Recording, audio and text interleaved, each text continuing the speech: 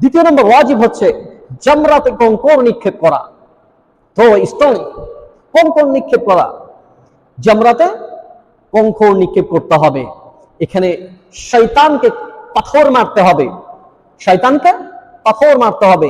ইসমাইল আলাইহিস সালামকে যখন হযরত ইব্রাহিম আলাইহিস সালাম জবাহের উদ্দেশ্যে নিয়ে যাচ্ছিলেন, শয়তান দরবেশ সেজে এসে হযরত ইসমাইল আলাইহিস সালামকে প্রমন্ত্রণা দেওয়া শুরু করছিল, ওয়াসওয়াসা দিচ্ছিল। ইসমাইল, তুমি জানো তোমাকে কোথায় নিয়ে যাওয়া হচ্ছে?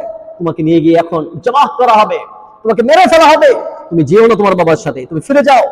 তখন ইসমাইল আলাইহিস সালাম ওই শয়তানকে সমুচিত জবাব দিয়ে কঙ্কর একটি পাথর নিক্ষেপ করেছিলেন। সেই জন্য হাজীদেরকে সেখানে পাথর নিক্ষেপ করতে হয়।